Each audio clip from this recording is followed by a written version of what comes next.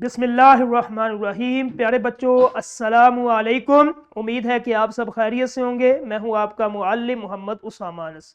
بچوں آج کا ہمارا بی لفٹ ہے 65، جس کا تسلسل یقیناً آپ نے کر لیا ہے۔ آج کا ہمارا کام حاصل تعلم کہ اخبارات، رسائل و جرائد میں خبریں، اداریے، عروضات، اشتہارات، خطوط بنام مدیر وغیرہ روانی سے پڑھ سکے، ٹھیک ہے۔ یہ آج ہم نے کام کرنا ہے۔ تو سب سے پہلے دیکھیں، جس طرح ہم نے پچھلا سبق اس میں بھی یہ آیا تھا حاصل تعلم کہ اخبارات یہ پرنٹ میڈیا، ٹھیک ہے۔ پرنٹ میڈیا کسے کہتے ہیں؟ میں نے بتلایا تھا صاحب کا جو لیکچر تھا آپ کا کہ وہ چیزیں کہ جو ہم معلومات پہنچانے والے وہ تمام مستند ذرائع جو کاغذ پر چھاپے جاتے ہیں، اس کو پرنٹ میڈیا کہتے ہیں، ٹھیک ہے۔ اس کے اندر کون کون سی چیزیں آتی؟ اخبارات آتے ہیں، رسائل آتے ہیں، جرائد آتے ہیں، ٹھیک ہے۔ اخبارات کے اندر روزمرہ کی خبریں، رسائل کے اندر ہفتہ روزہ، ماہنامہ، میگزین آ جاتا ہے، جرائد کے اندر تحقیقی اور معلوماتی بکس۔ اب یہ ہماری زندگی میں پرنٹ میڈیا کیوں ضروری ہے، ٹھیک ہے۔ ہمیں باخبر شہری بننے میں یہ مدد دیتا ہے، دنیا بھر کے حالات سے ہم واقف ہو جاتے ہیں۔ دوسرے نمبر پہ معلومات کا خزانہ ہمارے علم اور شعور میں اضافہ کرتے ہیں۔ تیسرا یہ ہے کہ تفریح کا بہترین ذریعہ، کہانیاں، کھیل اور دلچسپ مضامین ہمیں فراہم کرتا ہے، ٹھیک ہے۔ جس طرح اب اس کو پڑھنا کس طرح، کیونکہ ہمارا حاصل تعلم ہے ہر ایک خبر کو، رویداد کو، فیچر کو اور اس کے بعد خطوط کو روانی کے ساتھ۔ خبر جو ہے اس کی تعریف یہ ہوتی ہے کسی بھی حالیہ واقعے کی سچی اور بالکل غیر جانبدارانہ اطلاع۔ پڑھنے کا انداز اس کو انتہائی سنجیدہ ہونا چاہیے، واضح لہجے کے اندر اس کو پڑھنا ہے۔ مثال جس طرح یہ سامنے آپ کو نظر آ رہی ہے کہ ملک بھر میں شجر کاری مہم کا آغاز، لاکھوں پودے لگائے گئے۔ اداریہ جو ہوتا ہے اس کی تعریف یہ ہے کہ کسی اہم سماجی یا سیاسی مسئلے پر اخبار مدیر کی اپنی تحریری رائے۔ اس کا مقصد کیا ہوتا ہے؟ مقصد اس کا یہ ہے کہ قارئین کو محض اطلاع نہیں بلکہ انہیں کسی خاص موضوع پر سوچنے کی دعوت دینا۔ پہچان کا طریقہ یہ عموماً اخبار کے درمیانی صفحے پر موجود ہوتا ہے۔ اس کے بعد رویداد کسی واقعے کا آنکھوں دیکھا حال، کسی بھی تقریب، حادثے یا میٹنگ کی مکمل ترتیب و تفصیل۔ خصوصیت اس میں واقعات کو بالکل اسی ترتیب سے بیان کیا جاتا ہے جس طرح وہ پیش آئے۔ مثال کے طور آپ کے اسکول میں منعقد ہونے والے یوم اقبال کی تقریب، اس کی 3 حصے ہوتے ہیں۔ آغاز جب آپ نے سٹارٹ کرنا ہے، لکھنا ہے یا بولنا ہے، وسط، درمیانی حصہ، اختتام اس کا اینڈ، ٹھیک ہے۔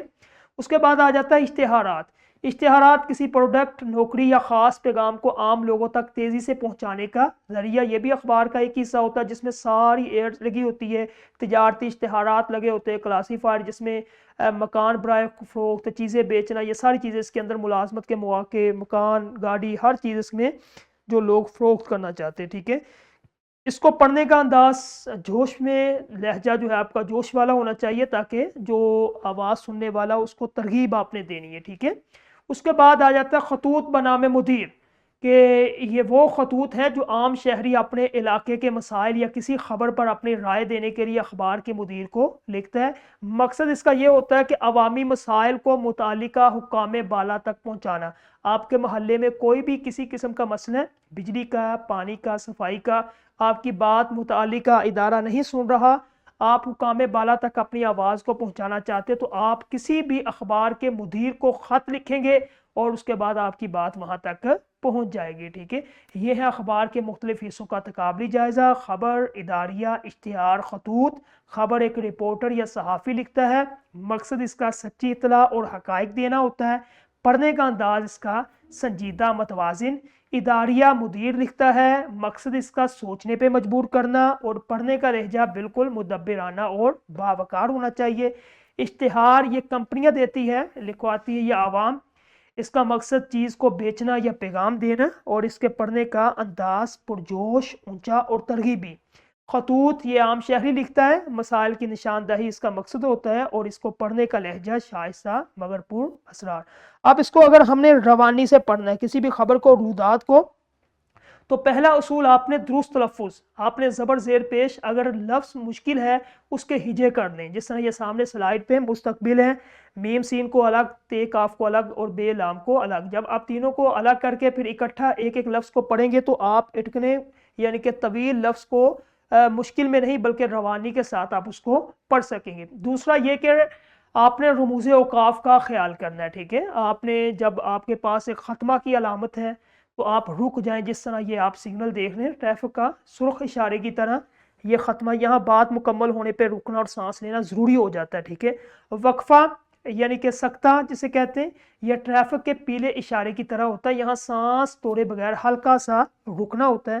تیسرا اصول ہوتا ہے لہجے کا اتار چڑھاؤ، یعنی کہ آپ نے جس جگہ پہ اپنی آواز کو جو ہے وہ انتہائی سنجیدہ کرنا ہے، ٹھہراؤ والا کرنا ہے، ہموار کرنا ہے، ٹھیک ہے۔ اس کے بعد آپ کا لہجہ جو پرجوش کہاں ہونا چاہیے تاکہ سننے والے کو ترغیب، کیونکہ آپ نے دینی ہے، اگر آپ خبر ہے تو آپ کا لہجہ انتہائی سنجیدہ ہونا چاہیے، اگر اشتہار ہے تو آپ کا لہجہ پرجوش اور تھوڑا اونچا ہونا چاہیے، ٹھیک ہے۔ اب آپ کی باری ہے، کلاس کے اندر آپ نے کیا کرنا ہے، اخبار لیں، اس کو پڑھیں، متعلقہ جو عبارت ہے اس کو پڑھیں، اور کلاس میں متعلقہ ٹیچر ایک اخبار کی نشاندہی کریں کہ خبر رودات کسے کہتے ہیں، ٹھیک ہے۔ اس کے بعد اداریہ کہاں چھپا ہوتا ہے، اشتہارات کہاں ہیں، پھر ہر ایک بچہ اس کی سرگرمی کریں تاکہ یہ سرگرمی ہمارا حاصل تعلم مکمل ہو سکے، ٹھیک ہے۔ ہمارا آج کا لیکچر ختم ہوا، کل انشاءاللہ ہم ایک نئے لیکچر کے ساتھ ملیں گے۔ السلام علیکم۔